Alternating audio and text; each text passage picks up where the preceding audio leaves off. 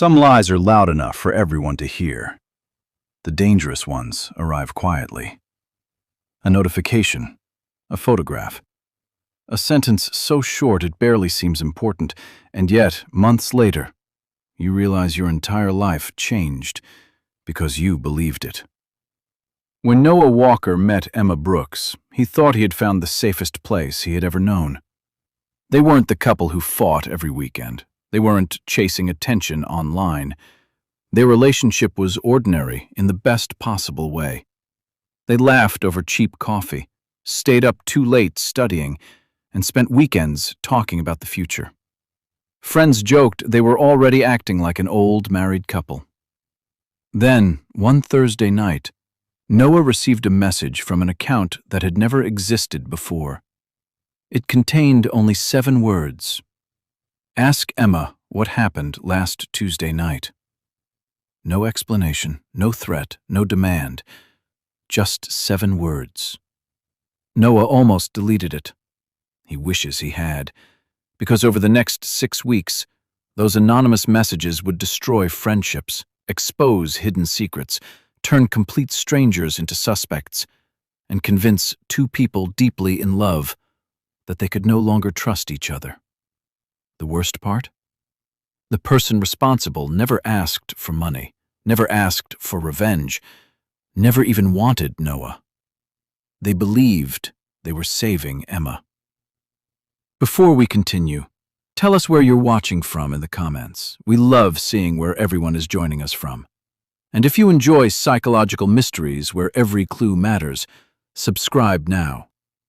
This story has 3 major twists, and the final reveal changes the meaning of everything you've heard so far. Noah didn't tell Emma about the message. At first, it felt too ridiculous. He laughed, blocked the account, and went to sleep. The following afternoon, another anonymous profile appeared. This time, it sent a photograph. Emma was standing outside a bookstore, alone. The caption underneath read, "She wasn't alone 5 minutes earlier." Noah stared at the image. He knew that bookstore. He had planned to meet Emma there after class, but arrived late because of traffic. The timestamp matched the 20 minutes before he arrived. His first thought wasn't that Emma had lied. It was something much simpler. Who was standing across the street taking pictures of her? Instead of showing Emma immediately, he stayed quiet. And once doubt enters your mind, ordinary moments begin to look like evidence.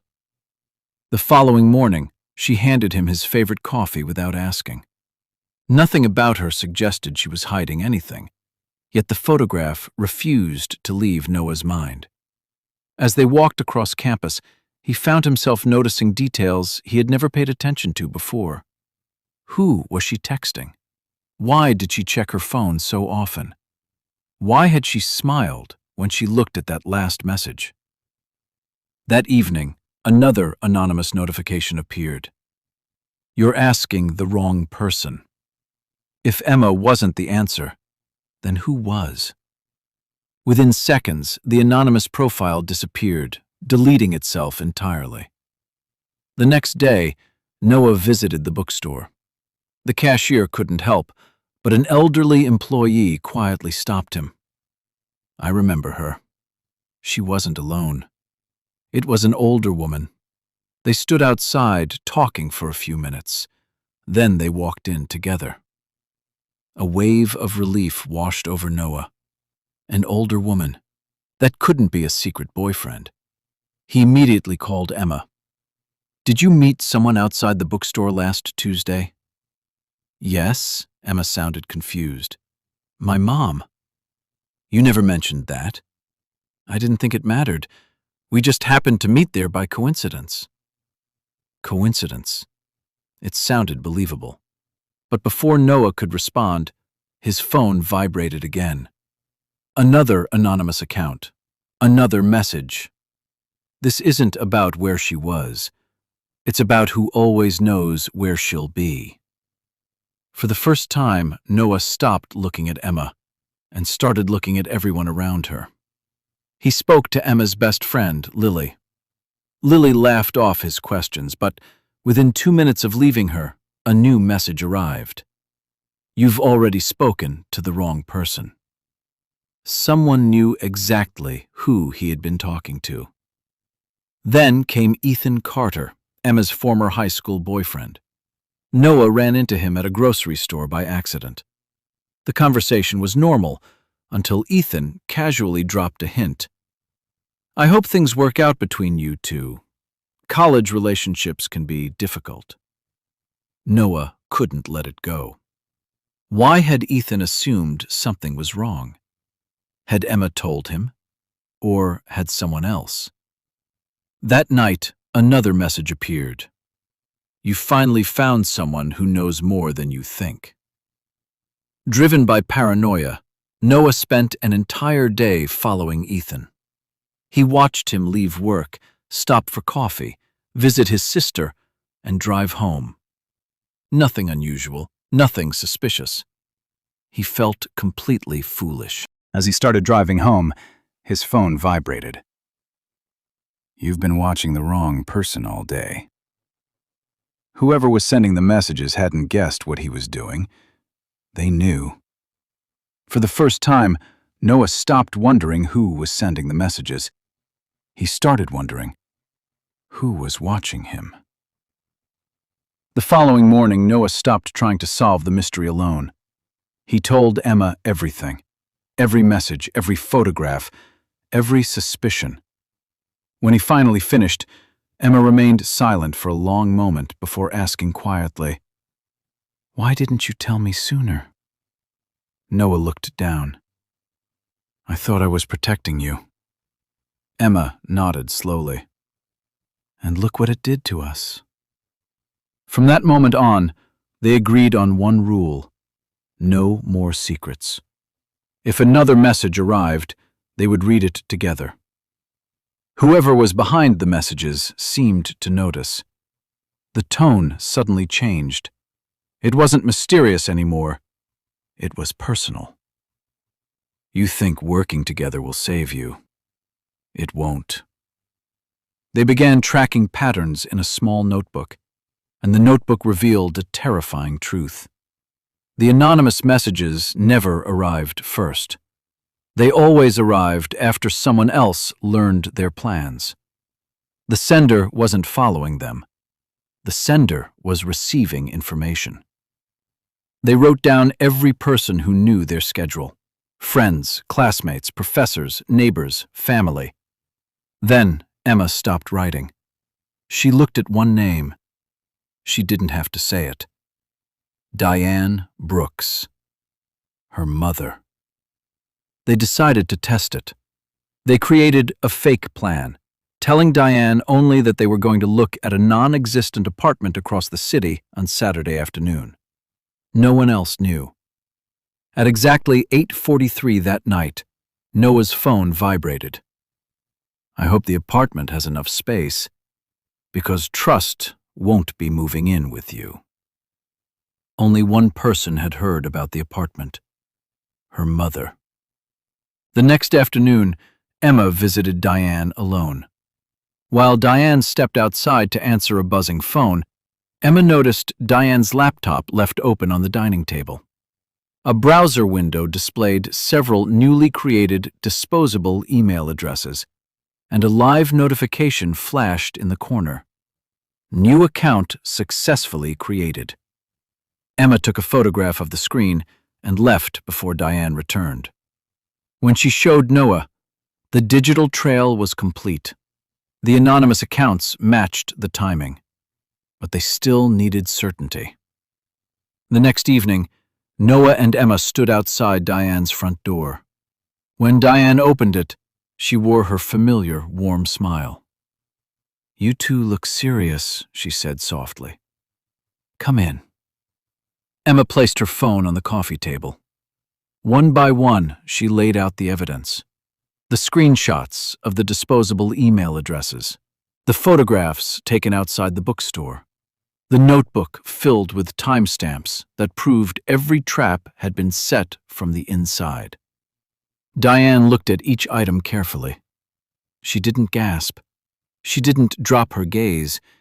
She didn't even look frightened. She simply walked over to the kitchen counter, poured herself a cup of cold tea, and took a slow sip.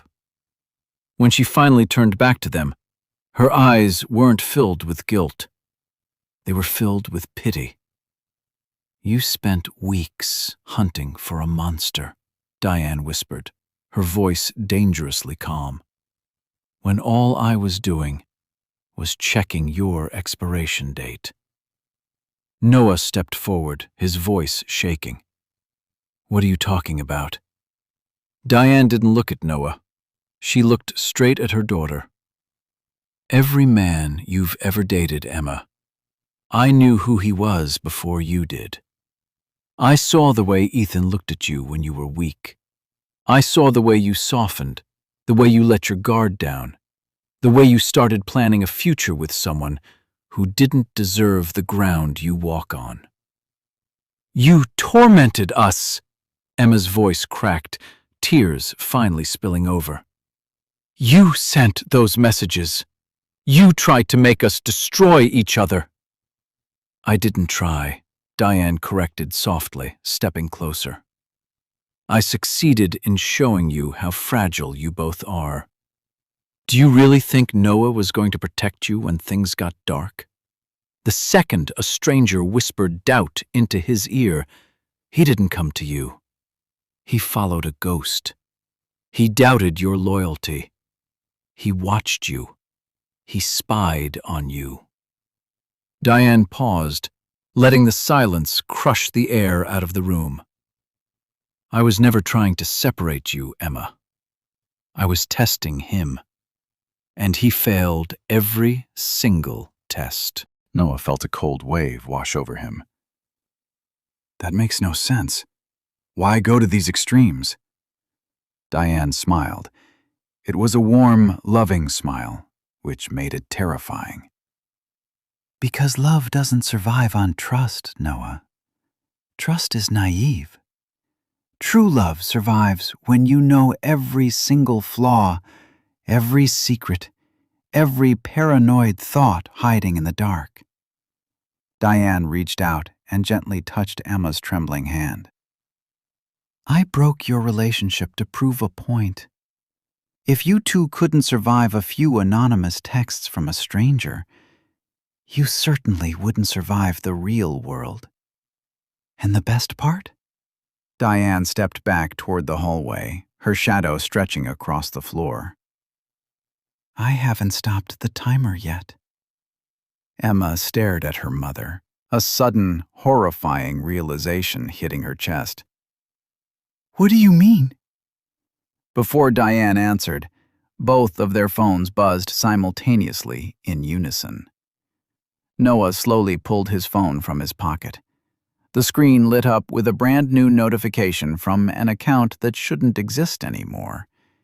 It wasn't addressed to Noah. It was addressed to Diane. The message read, "She's still wearing the ring, Diane.